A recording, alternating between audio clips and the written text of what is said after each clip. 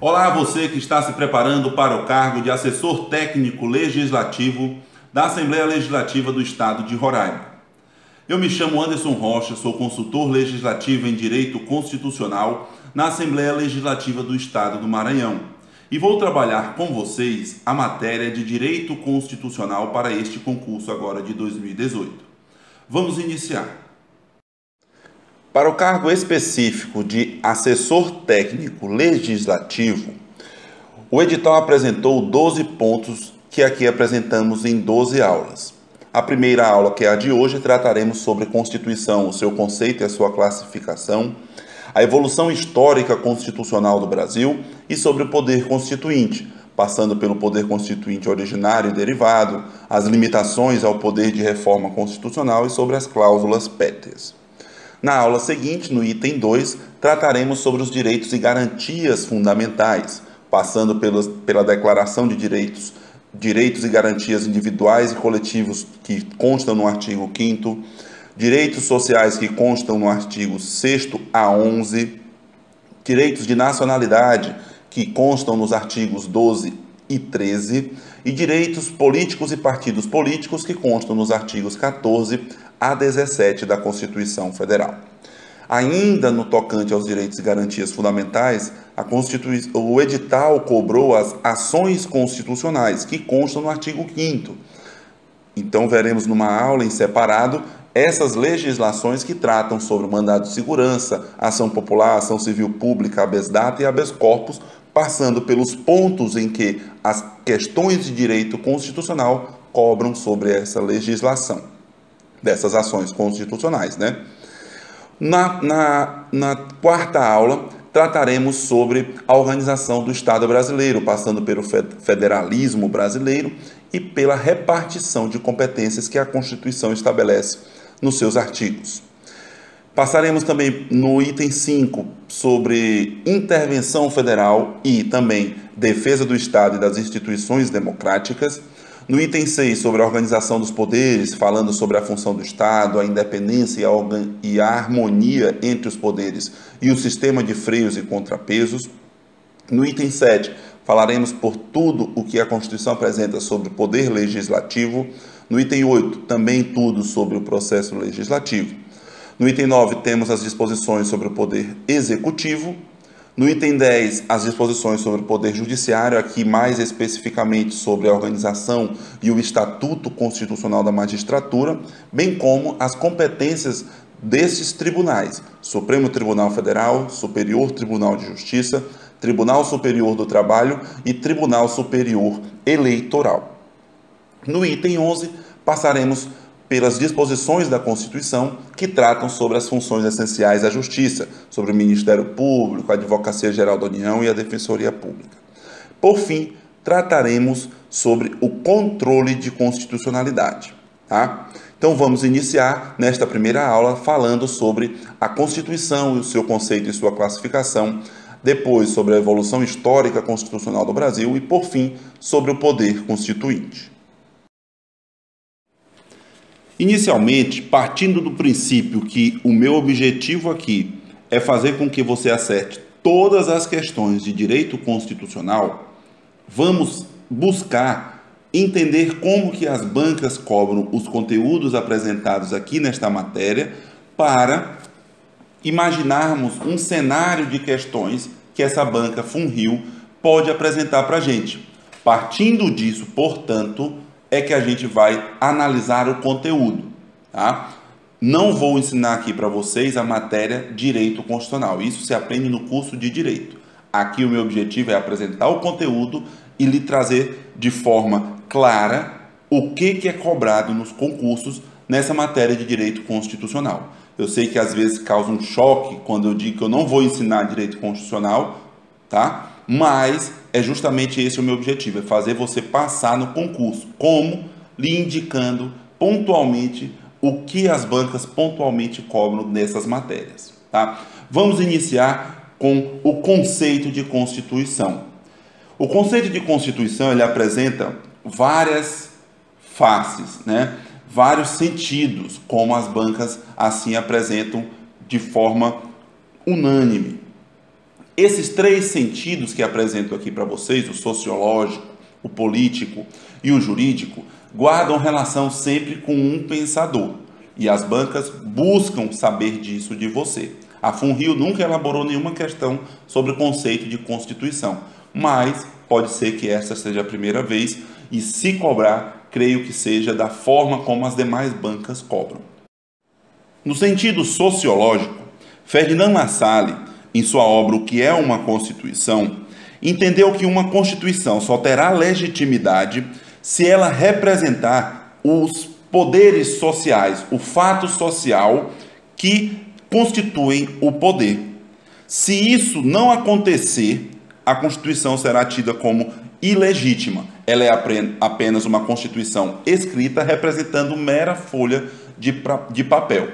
Se ela não representar a soma dos fatores reais de poder, ela não será considerada uma Constituição efetivamente, mas mera folha de papel. Estes termos você precisa levar para a prova.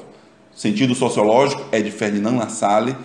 Fato social como uma Constituição real, imaginária, tendo representado pela soma dos fatores reais de poder. Se isso houver uma discrepância entre os fatores sociais com o que está escrito na Constituição, ela será apenas uma Constituição escrita representando uma mera folha de papel. Já no sentido político, Carl Schmitt, em sua obra A Teoria da Constituição, entende que a decisão política fundamental são assuntos que interessam à política, como a estrutura e organização dos estados, a limitação do Estado, do poder estatal em detrimento dos direitos e garantias fundamentais. Essas matérias são de cunho essencialmente fundamental, de decisão política fundamental. Com isso, Carl Schmitt entendeu que haveria uma distinção entre Constituição, que são essas matérias que formam a decisão política fundamental, né, a estruturação do poder, a limitação desse poder e os direitos e garantias fundamentais, daquelas normas que constam até na Constituição, mas são normas estranhas a essas matérias iniciais. Então ele separou o que é Constituição, está dentro dessa decisão política fundamental, e o que não estiver dentro dessa matéria será considerada como leis constitucionais apenas por constar no texto constitucional. Isso ele considerou tratando o que for de decisão política fundamental é constitucional, mas de forma material. Já as matérias de leis constitucionais são constitucionais, mas formalmente constitucionais, por constarem no texto constitucional apenas de forma do meio formal, né, e não pela matéria em si. Então tem essa distinção para Carl Schmitt. No sentido político, ele faz a distinção entre Constituição e leis constitucionais. Constituição são assuntos são matérias, né, constitucionalmente material. Já as leis constitucionais são formalmente constitucionais. Por fim, temos o sentido jurídico de Constituição, pensado por Hans Kelsen na sua teoria pura do direito. Para ele, a Constituição é uma norma jurídica pura, né? Então, temos que ver a Constituição não com seu fundamento de validade em fatores sociais, em fatores políticos, mas sim em fatores jurídicos.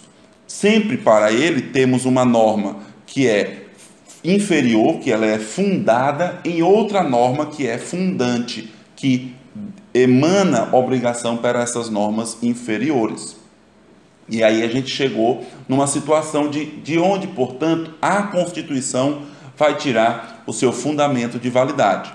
Para isso, ele pensou em dois sentidos, o sentido lógico-jurídico e o sentido jurídico-positivo. Para ele, na sua concepção, o sentido lógico-jurídico seria uma norma hipotética fundamental, que serve de fundamento lógico para a validade dessa Constituição que está positivada jurídico-positivamente. certo? Então, para ele, o sentido lógico-jurídico é uma situação suposta. Já o sentido jurídico positivo é uma situação posta. Nas provas, você vai ter que fazer essa distinção. O sentido lógico-jurídico é uma norma hipotética fundamental. O sentido jurídico positivo é uma norma positiva suprema, que serve de fundamento para as demais normas. Ainda no primeiro tópico, temos a classificação da Constituição. Aqui apresento as classificações que são mais cobradas em provas, tá? Tem várias e várias outras de doutrinadores apresentando vários outros tipos de classificação, mas aqui apresento a vocês o que entendo que pode ser cobrado em sua prova, e se você tiver a mentalidade já mentalizado todas essas formas aqui, se aparecer uma forma distinta, você vai conseguir mesmo assim acertar a questão. Veja, um termo para memorizar as iniciais das classificações que apresento aqui é CAFEX-MOF, né? É uma forma que a gente tem para tentar gravar todo esse conteúdo que a gente tem de todos os concursos, gente. Então, é uma forma que eu usei, peguei as iniciais, formei a palavra CAFEX e depois MOF. Vejam, a Constituição pode ser classificada quanto ao seu conteúdo de forma material ou formal, né? Material se tratar daquilo que Carl Schmitt tratou como norma política fundamental, certo? Materialmente é constitucional. Contudo, tem normas que estão na Constituição, textos que estão na Constituição, mas não estão materialmente inseridos nesse conteúdo de essencial político. Então, essas normas seriam formais, constitucionalmente. Aqui na nossa Constituição brasileira, nós somos classificada a Constituição de 88 como uma Constituição formal, porque tem muito conteúdo que não é materialmente constitucional, mas constam na Constituição, tá? Como no artigo 242, parágrafo 2º da Constituição, que dispõe que o Colégio Pedro II, localizado na cidade do Rio de Janeiro, será mantido na órbita federal. Não precisava constar isso na Constituição Federal, mas constou. Então, por isso, a maioria é majoritariamente entendida como uma Constituição formal, a nossa Constituição de 88. Outra classificação é quanto à alterabilidade. Às vezes a prova apresenta também quanto à estabilidade ou quanto à mutabilidade. É uma modificação da Constituição. A maioria dos doutrinadores classificam nesse tipo de 4 formas. A Constituição sendo imutável, ela não pode ser alterada de forma alguma, o seu texto completo, de forma alguma, pode ser modificado. Já sendo flexível, a Constituição ela pode ser alterada da mesma forma que uma lei ordinária é alterada. Então, não tem um quórum qualificado para a sua alteração. Já a considerada semirrígida ou semiflexível é a Constituição que tem algumas partes podendo ser alterada igual a uma lei ordinária e outras partes podendo ser alterada por um regime mais dificultoso, um quórum de aprovação um pouco mais qualificado. E a Constituição rígida é aquela tida como todo o seu texto, para ser alterado, precisa de um quórum qualificado mais dificultoso do que de uma lei ordinária. A nossa Constituição Federal, veremos hoje ainda, ela pode ser alterada, né? Inclusive no tocante às cláusulas pétreas. O que nós não podemos fazer com as cláusulas pétreas é aboli-las, mas ter alguma alteração não há impedimentos, veremos mais à frente. Por conta disso, a nossa Constituição de 88 ela é considerada, quanto à sua alterabilidade, estabilidade, mutabilidade, como uma Constituição rígida.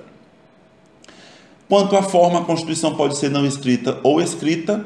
A nossa é escrita, né? Não escrita é aquela que é apenas pelos costumes daquele povo adotar regras superiores. A nossa, no caso, é escrita. Quanto à extensão, a Constituição pode ser sucinta, concisa, sintética ou pode ser analítica, também tida como prolixa, tratar de vários e vários assuntos, não trazer apenas princípios e estruturação básica do Estado. Então, a nossa Constituição, temos mais de 250 artigos e ela é considerada como analítica. Outra forma de classificação é quanto ao modo de elaboração. Ela pode ser histórica, se foi criada, surgiu através de tradições históricas daquele povo, daquela sociedade, uma criação lenta de todas aquelas tradições e valores que o povo teve na sociedade no decorrer do tempo e foi sintetizada naquela Constituição. Regra geral, são costumeiras, não escritas. Já as constituições dogmáticas, elas possuem valores, possuem dogmas em voga, em relevo naquele momento de sua criação, tá bom? Também temos a classificação quanto à origem. Quanto à origem, a Constituição pode ser outorgada, cesarista ou democrática. A maioria dos doutrinadores assim a classifica. Outorgadas são aquelas constituições que foram impostas, são obrigadas nas ditaduras, sem participação do povo de forma alguma. Já as cesaristas, elas também são consideradas como outorgadas, mas elas precisam de uma convalidação, uma confirmação do povo por meio de um referendo popular.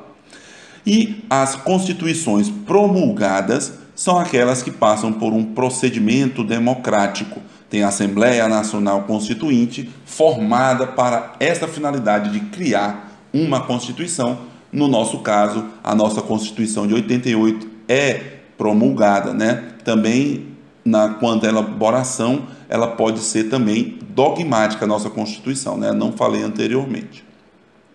Outro critério de classificação é quanto à ontologia, quanto à correspondência da Constituição com a realidade.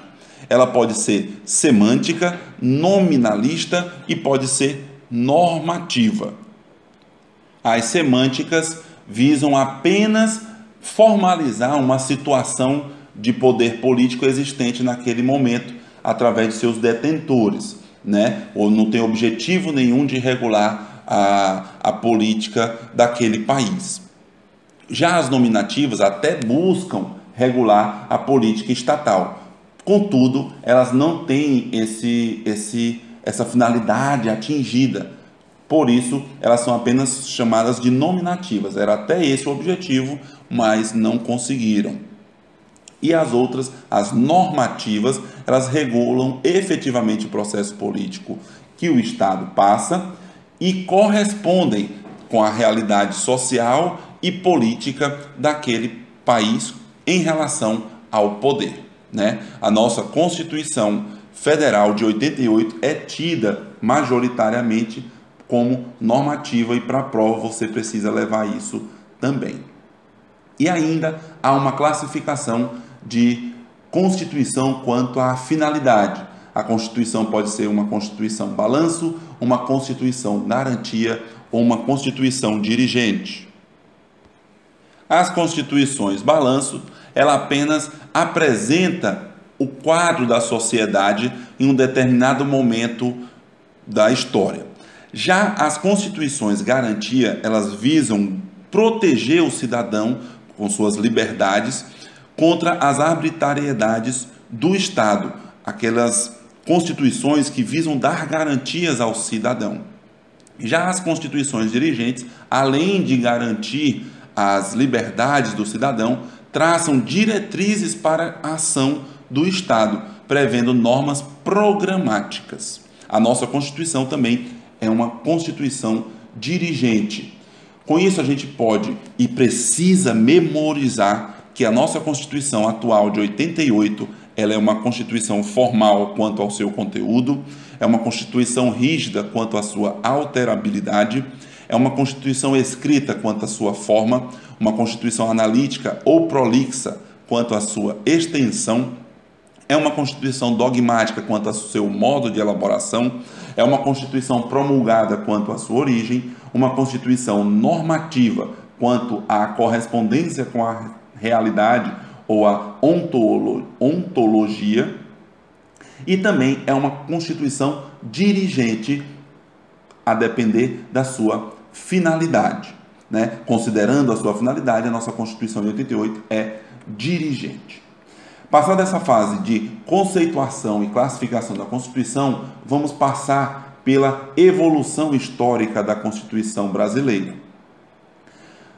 No Brasil, tivemos, majoritariamente entendido que tivemos 8 constituições até agora. A Constituição Imperial de 1824, em 1891 a primeira Constituição Republicana, depois uma Constituição em 1934, em 37, logo em seguida em 1946, e na ditadura militar em 67 e em 69, alguns entendem que em 69 foi uma modificação da Constituição de 67, através da Emenda Constitucional número 1, de 69, e outros entendem que é uma nova Constituição, porque a Constituição de 69 ela veio dar nova redação a tudo da Constituição de 67, por isso alguns entendem que é uma nova Constituição. E por fim, em 5 de outubro de 88, tivemos a nossa última Constituição cidadã, entendida como tal. Vamos ver pontos peculiares de cada uma dessas constituições que as bancas cobram. Primeiro critério cobrado corriqueiramente quando trata sobre o assunto de história constitucional brasileira é quanto à origem da Constituição. Ela foi promulgada ou foi outorgada? Em 1824, na época imperial, tivemos a primeira Constituição outorgada. Depois, na República, tivemos uma primeira Constituição promulgada em 91. Em 1934, foi promulgada novamente. Em 37, voltou a ser outorgada, imposta, e depois tivemos em 46 promulgada, 67, 69 outorgada e em 88 promulgada. A Constituição Imperial de 1824 tem algumas características corriqueiramente cobradas. Ela apresentava a separação dos poderes em 4 instâncias: legislativo, executivo e judiciário normal, e tinha ainda o poder moderador, que era superior aos outros poderes. Tá? A capital na época era em Rio de Janeiro e tinha uma religião oficial na época, o catolicismo. A Constituição de 1891 é tida como a primeira Constituição brasileira republicana. O nome do nosso país era tido como Estados Unidos do Brasil por grande influência da Constituição americana. O nosso Estado passou a ser laico, não possuía nenhuma religião oficial e aboliu o poder moderador, passando a termos apenas 3 poderes. A Constituição de 1934 tem características importantes, dentre elas tem que ser destacado a criação do voto feminino e do voto secreto. Antigamente o voto era descoberto, todo mundo sabia em quem votava. Já agora, em 34, houve essa mudança. Pela primeira vez, o voto ficou como secreto e houve a manifestação do voto feminino. A Constituição de 1937 é considerada como a Constituição polaca, por ter sofrido grande influência da Constituição polonesa de 1935 no fascismo, né? A gente teve a previsão de pena de morte nesse texto constitucional, é um ponto que as bancas cobram. O início da pena de morte prevista no Brasil, constitucionalmente, 1937, Constituição de 1937, a Constituição polaca. Em 1946, tivemos uma Constituição que foi promulgada e aumentou a autonomia dos estados e dos municípios. A capital federal, segundo a redação do artigo da Constituição de 1946, a capital federal seria transferida para o Planalto Central. Em 1956, a Lei 2.874 deu o nome de Brasília à nova capital federal, e aí deixou de ser Distrito Federal e passou a ser Brasília, houve a criação de Brasília efetivamente em 1960. A Constituição de 1967 foi em meio ao golpe militar de 64, dando amplos poderes para a União e para o presidente. Logo em seguida, a Constituição de 69, que alterou tudo da Constituição de 67, através da Emenda Constitucional número 1. Se você olhar o site do Planalto Central atualmente e botar lá a Constituição de 1969, vai encontrar Constituição de 1969, Emenda Constitucional número 1, à Constituição de 67. Né? A Constituição de 69 incluiu nos textos constitucional os atos institucionais. Esses atos institucionais davam grandes poderes para o presidente na época. Entre eles, tinha várias situações, né? O presidente poderia a qualquer momento decretar intervenção nos estados e nos municípios, inclusive. Era permitido, através desses atos institucionais, por exemplo, o próprio presidente decretar o recesso parlamentar, fechar o Congresso e assumir todas as funções do Legislativo, criando leis ao seu bel prazer. Também, uma coisa marcante desses atos institucionais foi a suspensão de habeas corpus para alguns delitos. Em 88 não houve mais essa situação. A nossa Constituição foi promulgada em 1988, no dia 5 de outubro, considerada por Ulisses Guimarães uma Constituição cidadã, garantindo direitos e garantias fundamentais expressamente em seu texto. Brasília ficou efetivamente considerada como capital federal no seu texto, no artigo 18, parágrafo 1º. Outras situações importantes, e para vocês que estão fazendo o concurso em Roraima, é importante destacar esses últimos 3 pontos. Com a Constituição de 88, o território que é hoje de Tocantins virou estado, se desmembrou do Goiás e virou estado do Tocantins com a Constituição de 88. Os territórios federais à época de Roraima e de Amapá viraram estados da nossa federação. O primeiro governador de Roraima entrou no seu mandato em 91. E também o território federal de Fernando de Noronha teve a sua área incorporada ao estado de Pernambuco. Tá bom? Então, memorizem estes pontos sobre a evolução histórica da Constituição, que se vier uma questão cobrando esse assunto, o que eu acho difícil para essa prova, porque não teve nenhuma ainda da FUNRIO cobrando esse tema de evolução constitucional e de conceito de Constituição, vamos apresentar agora uma matéria que pode sim ser cobrada desta nossa primeira aula, uma que considero importantíssima para a sua atenção, é essa: poder constituinte. No que consiste o poder constituinte? O poder constituinte consiste na possibilidade de criar uma Constituição e ainda de atualizá-la, né? Fazer a modificação dessa Constituição. O poder constituinte ele pode ser originário ou derivado. O poder constituinte originário é aquele que cria uma nova ordem constitucional. Por isso ele é tido como inicial, ilimitado, não guarda limites com nenhuma outra regra jurídica, é incondicionado, é tido como um poder constituinte de primeiro grau e um poder constituinte que possui um poder de fato e político. Não tem nada jurídico garantindo esse poder, apenas os fatos e os fatores políticos da época.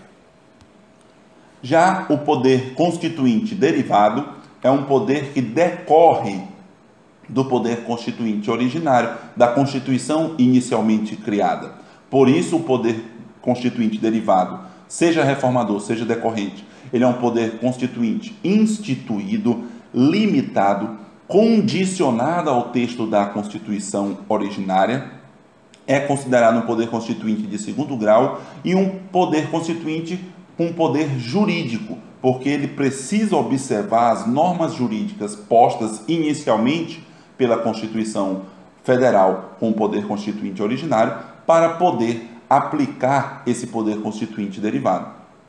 A Constituição Federal de 88 previu dois tipos de poder constituinte derivado.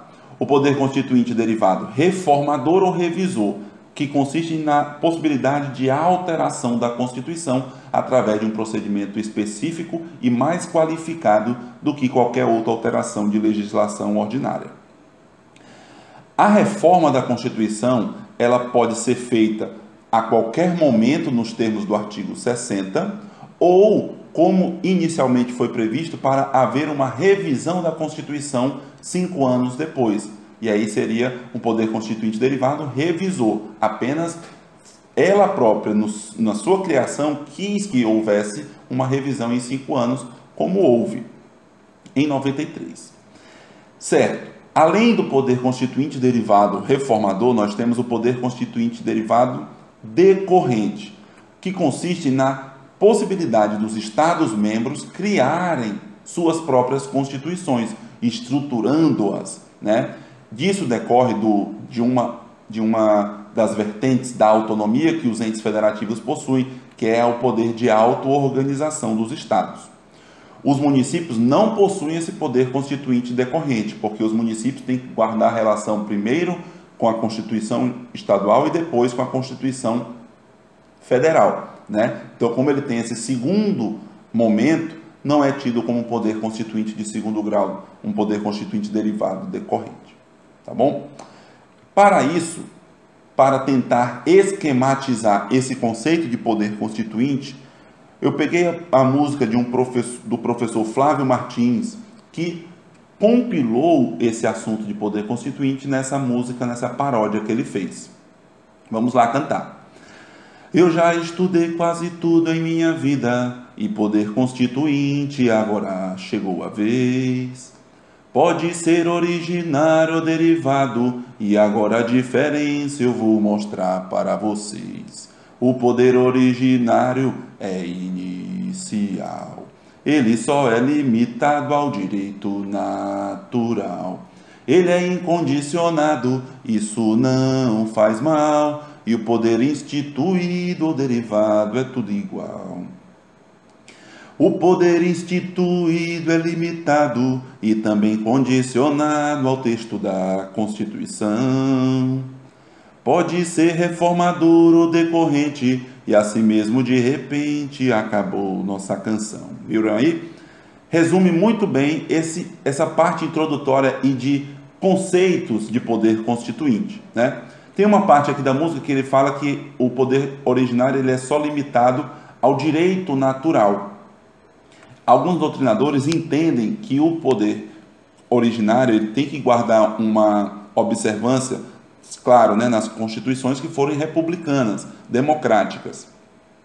Tem que observar a evolução dos direitos e garantias fundamentais. Não é porque eu conquistei um direito que na próxima Constituição que surgir daquele país, ele vai abrir mão do direito conquistado. A gente sempre vai, não é o direito adquirido, mas a evolução dos direitos fundamentais. Tá? Isso estudaremos na próxima aula, quando tratarmos de direitos e garantias fundamentais. Seguindo no poder constituinte, o edital ainda apresentou limitação ao poder de reforma constitucional e cláusulas pétreas. Para entender esse assunto específico de limitação do poder de reforma e cláusulas pétreas, precisaremos ler com atenção o artigo 60 da Constituição Federal, que apresenta as regras para alteração do texto constitucional. O processo legislativo específico veremos quando tratarmos de processo legislativo a partir do artigo 59. Aqui veremos essas limitações impostas. Vejam, no artigo 60 temos quem pode propor ao Congresso Nacional um projeto, uma proposta de emenda à Constituição. Inicialmente é previsto que 1/3 de parlamentares, seja da Câmara, seja do Senado, poderá propor a alteração na Constituição Federal. Também é possível haver uma PEC apresentada pelo presidente da República. Além deles, ainda temos a possibilidade de mais da metade das assembleias legislativas do nosso país manifestando-se cada uma delas pela maioria relativa de seus membros. Então, nós temos 27 assembleias no nosso país, né? As 26 das unidades da federação e a Câmara Legislativa do DF. 27, a metade é 13,5, então precisamos ter 14 assembleias se manifestando. E cada uma delas, no dia da sua manifestação em sua localidade regional, precisa se manifestar por maioria relativa, também tida como maioria simples, em detrimento da maioria absoluta. Quando tratarmos de poder legislativo, em especial de processo legislativo, faremos essa distinção de maioria absoluta para a maioria simples. A maioria simples é a mesma coisa que maioria relativa, tá bom? Esse primeiro ponto do artigo 60 é tido como uma limitação formal, ou seja, para alterar a Constituição, ela própria criou uma limitação. Qual? Que ela só pode ser alterada com a iniciativa de 1/3 de deputados ou de senadores, de manifestação do presidente da República inicialmente, ou de manifestação de mais da metade das assembleias do nosso país, cada uma por maioria relativa. Tá? Há mais limitações? Há sim. Parágrafo 1º apresenta que a Constituição não poderá ser emendada na vigência de intervenção federal, de estado de defesa ou de estado de sítio. Cada um desses conceitos veremos na aula apropriada. Mas aqui é importante destacar que há essa limitação circunstancial. Por conta destas circunstâncias pontuais, a nossa Constituição não pode sofrer a sua alteração. Isso chamamos de limitação circunstancial. Quais limitações mais temos, Anderson? Vamos para frente. O parágrafo 2º desse artigo 60 da Constituição dispõe que a proposta inicialmente feita por 1/3 dos senadores ou de deputados, do presidente ou de mais da metade das assembleias, essa proposta vai para o Congresso e vai ser discutida e votada em cada uma das casas do Congresso Nacional. Cada uma dessas casas vai analisar em 2 turnos de discussão e votação, e essa proposta só vai ser considerada aprovada se obtiver em ambos os casos, nos 2 turnos e nas 2 casas, 3/5 dos votos dos respectivos membros. 60% dos parlamentares têm que dizer sim para essa proposta ser aprovada. Então, isso também é tido como uma limitação formal, porque há uma formalidade, além de quem pode iniciar, como que é a aprovação? É uma forma mais dificultosa do que uma alteração de uma lei, como veremos no processo legislativo na aula oportuna. Seguindo, o parágrafo 3º determina que a emenda à Constituição será promulgada pelas mesas da Câmara dos Deputados e do Senado Federal com o respectivo número de ordem. Outra limitação formal. Por quê? Porque aqui esse instituto de promulgação é um instituto da fase complementar do processo legislativo e que consiste em dar eficácia ao texto que foi tramitado na casa competente e que vai ser publicado no Diário Oficial. Vamos seguindo. Parágrafo 4º, temos as cláusulas pétreas. Vejam, não será objeto de deliberação a proposta de emenda tendente a abolir: primeiro, a forma federativa de Estado; segundo, o voto direto, secreto, universal e periódico; terceiro, a separação dos poderes; e quarto, os direitos e garantias fundamentais. Estas são as nossas cláusulas pétreas. Vejam que a Constituição não proibiu a sua alteração, proibiu sim a sua abolição, a sua extinção. E aí não podemos. É outra limitação que a Constituição apresenta, mas uma limitação material. É quanto à matéria feita que não pode ser alterada. Por fim, temos o parágrafo 5º do artigo 60, que dispõe que a matéria constante de proposta de emenda rejeitada ou havida por prejudicada não pode ser objeto de nova proposta na mesma sessão legislativa. Aqui também temos outra limitação formal para a reforma da nossa Constituição Federal, certo? Além dessas limitações formais, circunstanciais e materiais, há ainda, segundo o entendimento da doutrina, e as bancas cobram isso, umas limitações chamadas implícitas. O que consiste? Elas consistem na inadmissibilidade. Não é possível haver a teoria da dupla revisão, ou seja, não é permitido alterar as limitações formais, circunstanciais e materiais. Vejam, eu não posso emendar a Constituição se estiver em vigência uma intervenção federal. O que se pensou-se em fazer? Vamos mudar a Constituição para tirar essa proibição de não poder alterá-la na intervenção federal e depois a gente faz a alteração que a gente quiser. Isso não pode, essa teoria da dupla revisão. Vamos fazer uma mudança para que ela sim permita a gente mudar a Constituição depois. Essas são consideradas limitações implícitas. Aqui temos mais uma música para memorizar as cláusulas pétreas e depois para entender toda a tramitação de uma PEC, tá? E aí a gente encerra e passaremos às questões. Vejam as músicas. A primeira é sobre as cláusulas pétreas. Também do mesmo professor, as duas músicas. Já sei estudar quais são as cláusulas pétreas que não poderão mudar no artigo 60. Então vê se não esquenta, pois agora eu vou falar. O primeiro assunto é a federação e dos nossos poderes a separação. Eu já me esquecia, direitos e garantias em toda a Constituição. E também tem o voto, não me ouça mal, é direto, secreto, é universal. E para terminar, também o periódico, e então vamos cantar. Percebam que o voto, só uma pontuação, o voto obrigatório, ele não é cláusula pétrea, às vezes as bancas cobram isso. O voto obrigatório, ele não é cláusula pétrea, portanto, podemos ter um voto facultativo. A outra música trata sobre a tramitação da emenda. Percebam. A emenda é proposta por 1/3 do Senado, também pelo presidente ou 1/3 de deputados da Assembleia dos Estados. Para propor é a metade e com maioria simples. Isso também é verdade. Sim, sim, sim. Estou estudando a emenda, não tem sanção nem tem veto, espero que me compreenda. Não tem sanção nem tem veto, é poder reformador, aprovada por 3/5 deputado e senador, e não poderá ser feita na intervenção federal, nem no estado de sítio ou de defesa, é tudo igual. Aí repete, sim, sim, sim, estou estudando a emenda, não tem sanção nem tem veto, espero que me compreenda.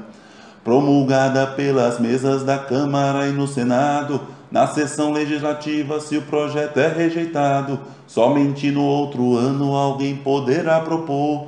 E agora que você sabe, cante com o professor. Minha voz não está muito boa, mas é isso aí. Essa música resume praticamente todo o processo legislativo constitucional de uma PEC, né? Temos a tramitação dentro das casas legislativas. Mas aqui o que a Constituição apresenta, essa música resume muito bem para a gente e pode nos ajudar bastante na hora das questões da prova, certo? Só aqui no refrão, rapidamente para a gente concluir, o refrão dispõe que não tem sanção nem veto. E isso é verdade. A sanção e o veto, quem faz é o governador, é o presidente da República, no caso federal. Ele vai fazer apenas nas leis federais, lei complementar ou lei ordinária. No caso das emendas constitucionais, o presidente não sanciona e nem veta a proposta de emenda aprovada pelo Congresso. Muita atenção na hora da prova. Vamos passar para as questões. Como eu falei anteriormente, sobre esses conceitos iniciais de Constituição, classificação e evolução histórica do direito constitucional no nosso país, a FUNRIO não apresentou nenhuma questão, tá?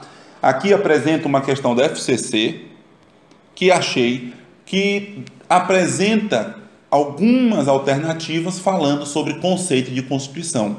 Esse tema de conceito de Constituição é muito pouco cobrado em provas objetivas, tá? Em provas discursivas pode até ter uma incidência maior, mas objetivas não.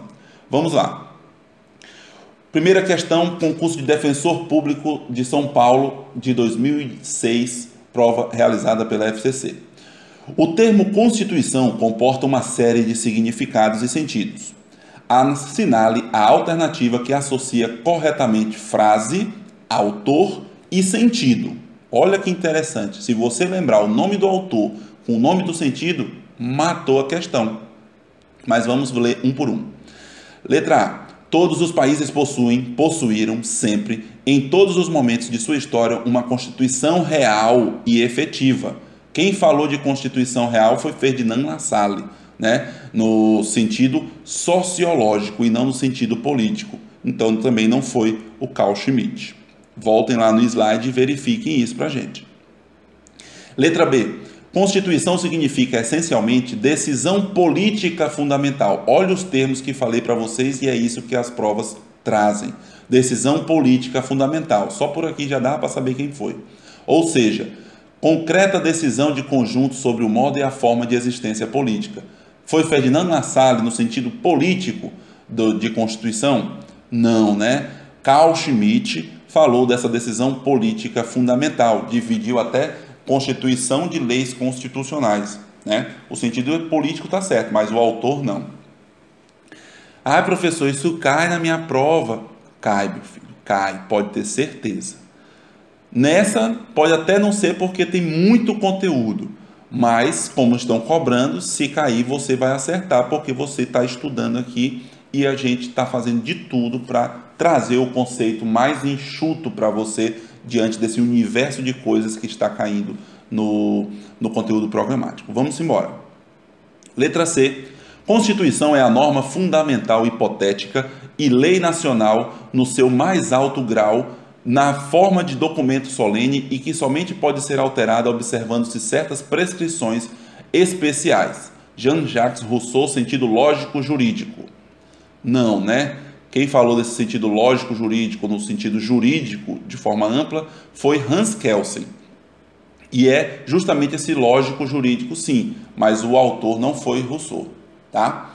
Letra D. A verdadeira constituição de um país somente tem por base os fatores reais do poder que naquele país vigem e as constituições escritas não têm valor nem são duráveis, a não ser que exprimam fielmente os fatores do poder que imperam na realidade. Ferdinand Lassalle, sentido sociológico, perfeito, é a letra D que deve ser marcada. Vimos, né? Fatores reais do poder, Ferdinand Lassalle, sentido sociológico, batata. Se não representar os fatores reais do poder, fatores políticos, fatores econômicos, fatores culturais, enfim, os fatores reais de poder, se não representar, essa Constituição será tida como uma Constituição de papel, né? Uma mera folha de papel. Vamos ver o erro da letra E. Todas as constituições pretendem, implícita ou explicitamente, conformar globalmente o político. Há uma intenção atuante e conformadora do direito constitucional que vincula o legislador. Jorge Miranda, sentido dirigente. Não tem essa conceituação, né? A gente não apresentou, então só pode ser a letra D de dado. Primeira questão, letra D de dado. Vamos para a segunda questão. Questão de 2017 para o cargo de juiz federal substituto do TRF da 2ª Região. Assinale a opção que corretamente classifica a Constituição Federal em vigor. E aí? A nossa Constituição, letra A, é dogmática? Sim, né? Ela não é histórica. Promulgada? Também. Nossa Constituição não é outorgada, nem cesarista. Rígida? Exatamente. Nós temos, quanto à nossa alterabilidade, a gente tem um processo mais dificultoso do que as leis ordinárias, certo? E analítica? Também está correto. A nossa Constituição é prolixa, trata de vários e vários e vários assuntos. Então é a letra a ser marcada. Letra B, rígida, popular, não dogmática, errado, originalista. A gente não viu essa classificação, mas a nossa Constituição possui esse critério. Letra C, flexível já está errado, é popular, histórica não, formal sim. Letra D, democrática sim, formal sim, semiflexível não, originalista sim. Letra E, semiflexível não, promulgada sim, dirigente sim, nominalista não. Nossa Constituição é normativa quanto ao critério da correspondência com a realidade, não é? Então a letra se marcada nessa questão 2, letra A. Questão 3, concurso também de 2017, organizado pela Fundação CESP, e concurso do TRE de Pernambuco para o cargo de nível médio TJ, analista, área administrativa.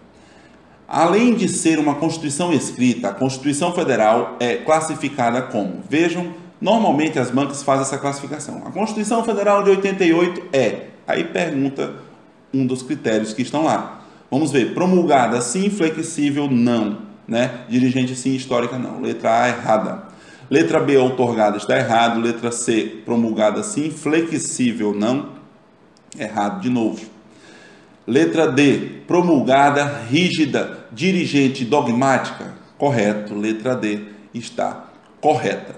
Letra A e a letra C estão até iguais, né? Poderia até anular, mas a única que estava correta era a letra D de dado, portanto, é a questão que deve ser marcada, a alternativa, letra D de dado na questão 3. Seguindo, questão 4. Concurso da FUNRIO sobre esse assunto de reforma da Constituição. O processo legislativo previsto na Constituição Federal prevê diversos instrumentos normativos, dentre os quais as emendas à Constituição. No entanto, a Constituição não poderá ser emendada na vigência de, olha, a limitação circunstancial, né? Temos que ver aí a intervenção federal, estado de sítio ou estado de defesa. Está na letra D a intervenção federal, portanto, é a letra a ser marcada, letra D, nessa questão 4, né? Uma das limitações é a intervenção federal, uma limitação circunstancial.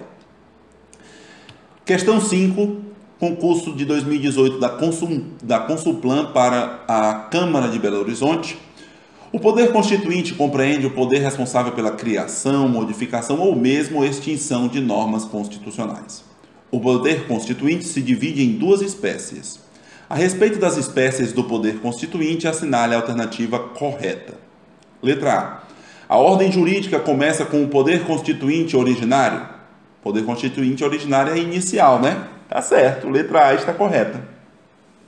Letra B. O poder constituinte remanescente é ilimitado e incondicionado. A gente nem viu que tem esse termo remanescente, mas entenda como remanescente como derivado. Ele é ilimitado? Não. Incondicionado? Também não.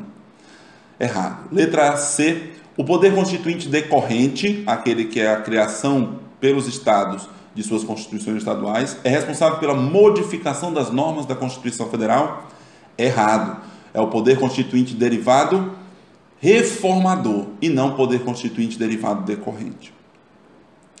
Letra D. O poder constituinte secundário reformador é responsável pela elaboração das constituições estaduais? Não é reformador e sim decorrente. A letra C trocou com a letra D, né?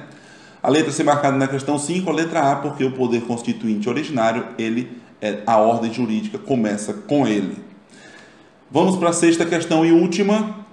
Concurso do PROCON do Maranhão, organizado pela FCC, de 2017.